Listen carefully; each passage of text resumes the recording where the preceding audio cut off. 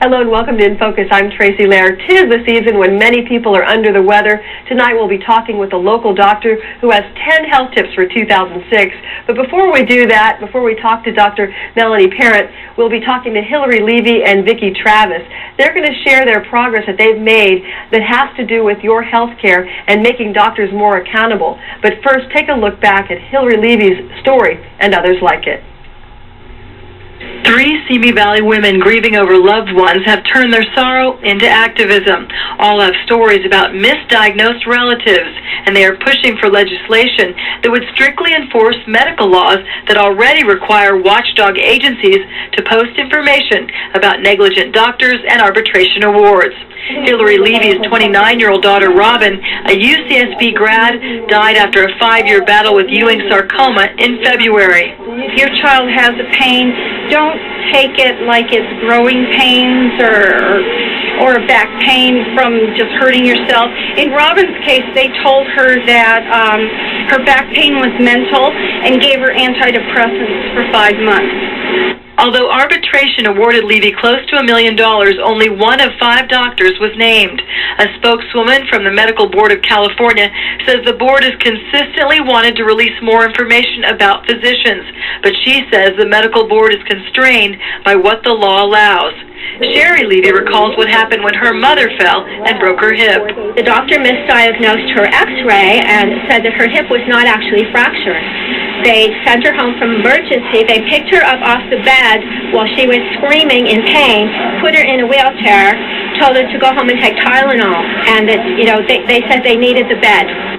Tracy Breeder's father was given antibiotics to treat back pain that turned out to be cancer. They all want the Department of Managed Health Care to be more responsive to the public. Have legislation passed to make doctors more accountable and not say pass it off as something psychological or old age or whatever. A staff member of Eastern Ventura County State Senator George Renner is investigating their request. Yes. It's now my pleasure to welcome Hillarie Levy and Vickie Travis to In Focus. Hillarie, this is going to be your first holiday without your darling daughter. I know it's going to be a hard one, but don't you feel like you have done something wonderful in her memory? Yes. Can you explain the progress since the report we did? The Senator Figueroa is going to be introducing a bill in January to hopefully get to force the medical board and to force Kaiser to follow the laws. And every other, I guess, similar HMO type situation. Right, it involves all HMOs. Vickie, what is your website is kaiserpapers.org. Is that similar to what she's been trying to do, where you can look up your doctors and see what's happening? In some respects, we have a great deal of information to help the consumer, but throughout the country, it's not just California-based. We also have the Managed Care Reform Council, so it's a little bit more extensive. Hillary's focusing on this breach with the California Medical Board, which is extremely serious because it's endangered so many lives, so many patients in the state. Is the problem that like, Robin just kept seeing doctor and then referred to doctor and never really had real communication with one doctor? It's sad, and it just seemed like they just didn't really care about treating her, just getting her out. There was just so many doctors, so many patients waiting. Right. And no one ever checked her medical records. They only saw her that one time, and that was the end of it. And you didn't have any cancer like this in your family? No. But she lived with it for 5 years. What would have happened had she been treated sooner? She would have lived. There's she could have made a 65% chance of her living. Mm-hmm. She would have been here today. That is amazing. What do you say to, when this came up, didn't just people start coming out of the woodwork saying they've had feelings like Hillary's? Well, I've for the last 5 years, I've heard similar stories. We can predict them when people like Hillarie come to us. We know what has taken place. We know the treatment they've received, and we know it's just going point all the way through. How they've been abused is what it amounts to. And then when you get to our government agencies, and they're not following through with the spirit of the law, it's kind of like pouring salt in a wound. Explain the spirit of that law, because that is something that you can talk to. Like, I made a lot of phone calls when I was doing your report, and they feel like they're doing things in the spirit of the law. You're talking about the Kaiser system? That is incorrect. The Kaiser system, and I believe that they explained to several reporters that in violation of what a judge has ordered, they hold their own little tribunal and determine who is going to be the fall guy. But not releasing the information. Not releasing the information is endangering the patient's lives. That's one of the, I think, detriments to being involved with a closed system HMO. You're forced to deal only with specific physicians, whereas with the other forms of insurance, you can go somewhere else if you're disappointed. In Hillarie's case, with her daughter, she was stuck. There was nothing she could do. And now you have changed your health care just because of this history. Yes. Just couldn't deal with the same people. What do you, both of you, recommend as far as getting that connection and trying not to be passed off to another doctor? Just be persistent and demand the care you're supposed to be getting. And become educated. And don't just go along with what they're going to tell you. And also check the website on the medical board, because now they do have, they are posting the doctors that have problems on there because of what we're doing. When you, I mean, your husband's here, and I know that he probably saw you just go. Did you? You've been a squeaky wheel all along. You have made every media contact you could. We never give up. You always called back, and you got that story out there. Did you ever think it'd be this hard, or do you have any recommendations for other people going through what you're going through? Just be persistent. You've got to keep being persistent and get a paper trail. And you do. You have. I mean, you could send people, and plus the photos of your daughter, too. What is your advice if you have a case like hers? Because yours got to court so quickly, too. She was very fortunate. Yeah. She was extremely fortunate. Follow your instincts. If you think something is wrong, then question it. Don't be afraid because someone puts a white coat on. Most of those people with white coats aren't medical professionals anyway. Do not just be complacent. This is your life. You only get one chance. We're going to take a quick break, and when we come back, we'll continue our discussion with Hillarie Levy and also Vickie Travis, who has a website called KaiserPapers.org.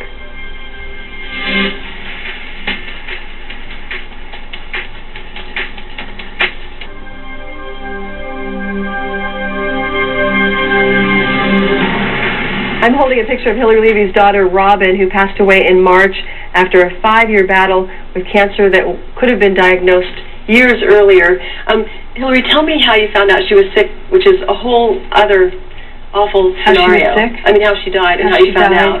I went in, the doctor told me, the one that had called me stupid the week before, told me her condition had changed. I went running into her room and she was dead. And they knew that? Yes, they knew that they had already disconnected her IV and everything. And so they let you find out without telling you? Yes. Was this one of the doctors that you have now named? No, there are several that, no, this is one of the doctors regarding her care. For people who might be just joining us, your settlement, you were happy with the settlement, but it only had one doctor that it mentioned, and you said, wait a minute, my daughter saw 5 doctors. Is that 6 doctors? And you thought it wasn't right in their legal material not to name every single one of them. Is that how this began? That's how it began. And now they have agreed to name them? The senator spoke with the director of the medical board, and that's when they decided that the medical board decided that they would put on the website and also force Kaiser to include the arbitration award along with the information that they normally have to send it. Well, Kaiser refused to do that.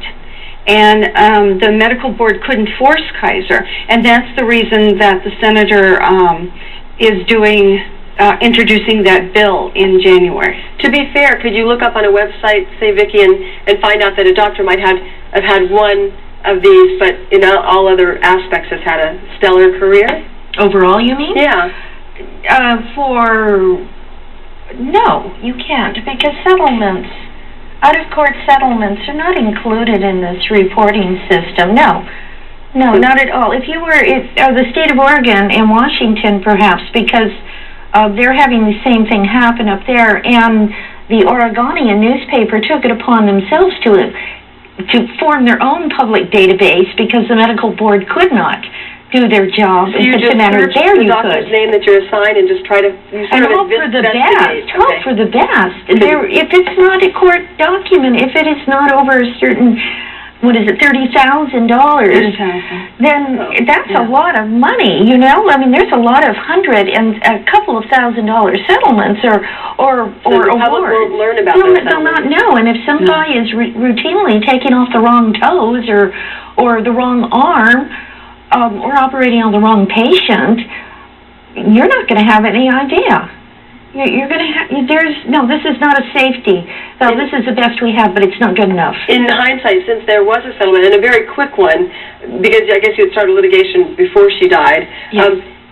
Can you tell me if any of them have, I guess, said I'm sorry or said any gestures towards you? No, none of them. They kept them away. I ran into one of them, Dr. Wendy Cohen, in the elevator one time, and just really mean. But maybe attorneys told her not to make contact. See, that I don't know. You don't know. So do you think that there is one doctor that's ultimately responsible for it? Dr. Wendy Cohen was. And she was not in the legal papers? Originally she wasn't, now she is. Now she is, but originally it was one male doctor, as I recall. And the reason they chose him is because he's retiring soon. So they just thought they could pick one. Took the fall. Okay. Mm-hmm. And you felt like it was a team that That's had her right. case. Did your daughter know when she was sick what you were doing? No. On her behalf? You just sort of left her out of it? She didn't really want any type of publicity. Wow. But now you know that for the best. Real quickly, can you talk about what her friends have done? Her friends are spokespeople for Robin's Scholarship Funds. And that's out of Royal High School where she went before UCSB. Right. And so if people want to donate, this would be to help them. Well, it is out of Royal High School, but it's a scholarship fund for college. For college, for children. And somebody from Royal will get it each year? Yes, every year. And we have a plaque at the high school with their picture on it, and the person's name will also have their name on it. And it doesn't matter what their major is, although she wanted to be a lawyer? Right. It doesn't matter what the major is. What did she major in at UCSB? Sociology. So she was working along that line before applying to law school? She worked at Zev Yaroslavsky's office. Oh, so she's very political. That's right. So everyone at the City Council in Los Angeles knows about you in this case as well. Yes. Before we run out of time, Vickie, what do you say to people about using their computer? I mean, if they don't have a computer, going to the library and trying to, just be their own proactive person. Become educated. Understand what the system is you're involved in, and most of all, if you're paying money to a corporation to provide services for you, then you have the right to open your mouth and say, I demand better treatment than this. You do not stand back, as Hillarie didn't stand back. She demanded, and she demanded, and she demanded, and eventually her daughter was diagnosed correctly. She received treatment too late, but she had to fight for her.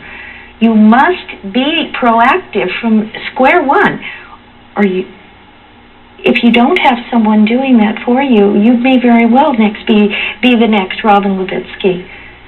Can you have the final word there? Well, part of fighting involved getting kicked out by security in the beginning. So you have to be tough. You have to be, and just ignore what they tell you if they tell you you're mental. Kaiser does that. And I'm sure other HMOs do that too. Just gotta go with how you feel. Will you keep us posted about the bill? Yes. In the weeks to come. Actually, I know you will. Yes, I will be testifying either in February or March. Okay. Well, thank you both for sharing your story. And it is sort of a silver lining for your Christmas that things are going your way at the moment. Thank you so much. When we come back, Dr. Melanie Parent will be joining us with her 10 tips for a healthy 2006.